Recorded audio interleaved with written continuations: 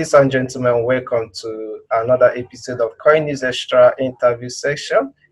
Joining us today is a friend from Saudi Arabia, is Taha Sajid. Taha Sajid, you are welcome to the Yeah, program. my pleasure. My pleasure. Okay, today we'll be talking about a challenge in the industry, in the blockchain and crypto space, because this is an emerging sector, emerging technology, and there are many startups coming up in the industry. So we're going to be talking about how startups could generate fund for their projects. So Tahi Sahid will be doing justice to that question. So before we proceed to the question, Taha Sahid, could you introduce yourself a little bit to our audience and tell us a little about what you do in this space?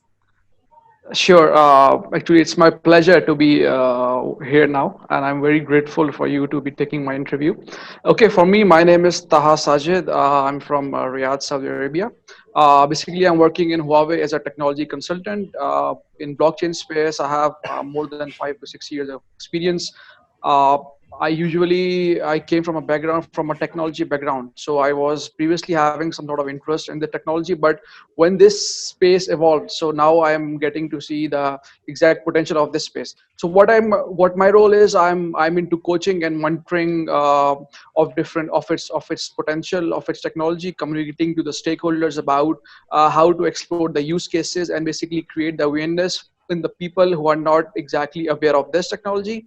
And also I'm being involved in different use case explorations with banks, with different enterprises, about, in different industries such as supply chain, in telecommunication, and how we can. And I'm just very much privileged or honored to be a part of this whole venture.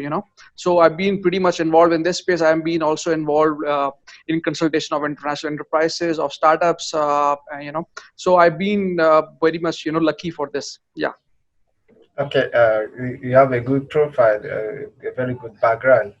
So, Mhm. topic: what do you think should be done for startups or by startups to generate fund? Good. Yeah, it Okay. was very good topic to discuss about, actually, because I see a lot of startups coming here doing their business, but they're not generating enough funds. Okay, so I feel that this topic needs to be talked about more, and people and the startups should know what sort of things they should be focused on if they want to acquire funds or attract the customers towards their product. So first of all, what I see is that any startup any startup who wants to launch a product or service, they need to know the exact market, that where they want to launch their product. Okay, they want to have the customer base, like what are their target market, and how will they going to attract that target market. Okay, so first of all, the very important step is to know about your market and have deep knowledge.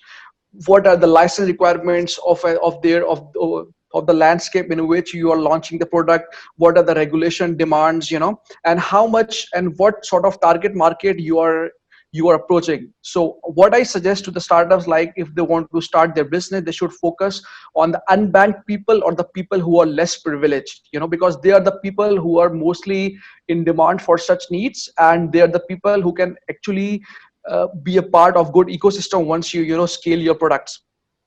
So first of all is the market, study market, and then you have to have, for the second thing, you have to have a solid business case.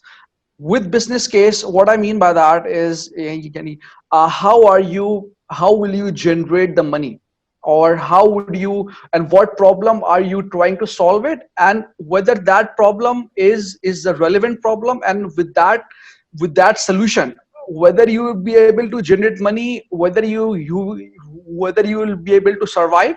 So you have to have a solid business case for that.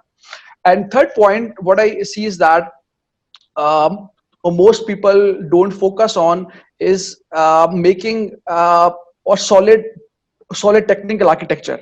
By by technical architecture, what I mean by that is that if you are using, let's say, a blockchain technology, so what sort of platform you're using, why you are using it, you have to have a complete knowledge about that. And then once you are solid in your in your technical thing, then you have to also have a plan about the solution architecture. Once you will use this platform, how will you integrate all the pieces into one place, and how will you do the third party integration, let's say, or how will you prevent the cybersecurity attacks into coming into your platform? Okay, because once you are pitching your solution to any investor or to your clients, let's say, they will be asking these questions, because everyone wants to make sure that what the product what you are building is, you are very much expertise on this, or you have a solid expertise on this product, so you have to cover all this background. Okay, the fourth point, what is more important for the blockchain startup, is to make a product which is very user friendly, because people, or a lot of people, or your user will not, if your user, if your application or your software is complex, not easy to use, they'll be find difficulty in interacting with your product. So what I feel is that a lot of complexities are there in the application. So if you can be able to develop a product which is user friendly, and just imagine, like I usually say to my clients or my customers, like, so build a product as if your children will be going to use it, or your grandma will be going to use it, so that it will be very much easy to use, so that they can be able to adapt it very much quickly.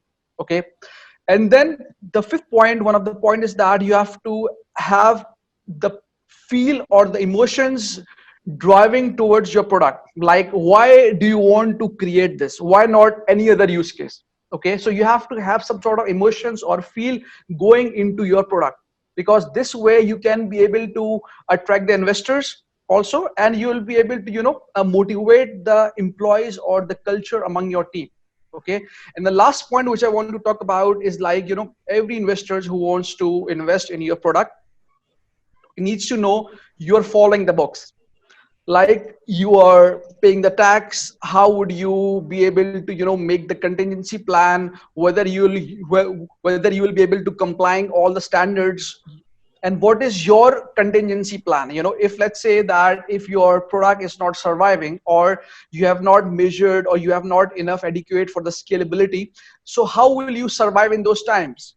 So you have to have a complete thing, like you have to cover all your bases once you're pitching to your investors, uh, to the venture capitalists. And also, I see a lot of in some events, in some conferences of blockchain conference, I see, like, once anybody is pitching or giving the startup ideas, people or the team is not prepared well enough. Like, what you can say, let's say if you're a team of 3-4 people, okay, like one is CTO, one is COO, one is CEO. So you have to distribute the roles and responsibilities, and you should be highlighting, like, what part should be covered by the CTO, what part should be covering by CEO, and he should be prepared for all sort of questions from the business point of view, from the technical point of view, from the marketing point of view. Like, so once you will pitch your solution to any industry or any venture capitalist or any institution, they'll be able to listen to your product, and they should know that you're working on your product is complete, and then you will be able to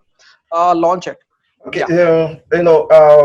that's a very good one, and we believe there are some startups in the industry, blockchain and cryptocurrency industry, that meet some of these requirements. And what will lead us to the next question is, recently news broke out that Binance, one of the biggest exchanges in the world, in collaboration with WazirS, a cryptocurrency exchange in India, they injected $50 million into the Indian Hmm. ecosystem, blockchain ecosystem, to help startups grow. Also, some of these startups that have met this requirement that you explained, do you think that this step that Binance and YZS took is a good step? And do you think other companies should do such a thing? Yes, if you talk about the example of India, we all know, like, India has been going through a financial, I would not say crisis, but things are not stable economically in India once since the new government has came. So there are a lot of talk about companies are not being staying there. So what Binance has done. See, as I told you, like, you have to have your complete market study. You have to do your complete market study before you launch anything. Okay, so what Binance has done is, Binance has been looking to, or has been, because now Also, you have seen that in India now the cryptocurrency ban has been lifted.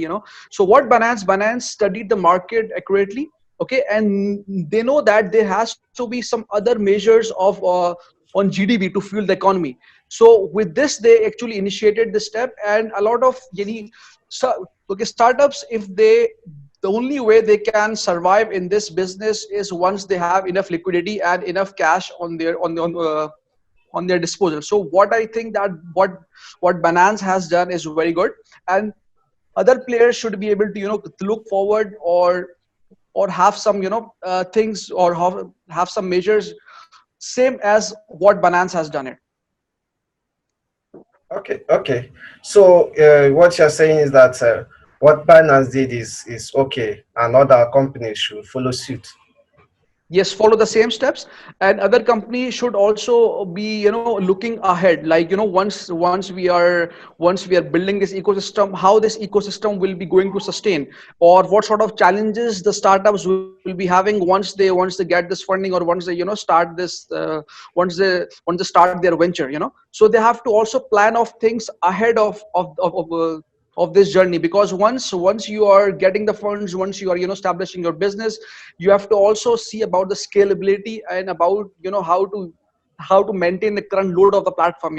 So with this in mind, if you will having such programs regularly, and the startups will be able to gain the knowledge from the experienced people, or from the industry in general, they'll be able to acquire more, and they can be able to sustain the business well. Okay, that's very good. So going down to the last question, this will lead us to the last question of the interview. Mhm. So what do you think should be done to encourage more startups in the blockchain and cryptocurrency industry? Startup encouraging, actually regulators over here needs to play a role over here. What I can feel is that there are a lot of regulations, or the licensing requirement are very strict. And secondly, I mean, the government or the enterprise in general should be able to build a consortium in which they will be able to see or they will be able to present the challenges, about what sort of challenges the current economy is having, or any enterprise is having, so that the startups can be able to generate ideas about this. And then they have to have a solid plan about how they can fund the startup, and if they are funding the startup, how they can make the best use of it. So in this way, once you will develop from the regulatory point of view, from the liquidity point of view, and from the sustaining model, that in which the ideas that startup is generating, if they're able to get the use and map those challenges into the government or industry, they can be able to have some good motivation for the startups. And then the local economy or the local structure needs to be having some more events, so that all of those startups can be able to present some good use cases, and the whole ecosystem can thrive. Thank you very much, Taha Said, for throwing more light on this topic. So, for our listeners, maybe you have idea to come up with a startup in the industry. You can go through all these things that Taha has said. Thank you very much, Taha Said, for Thank you. joining us on today's Thank you, my pleasure.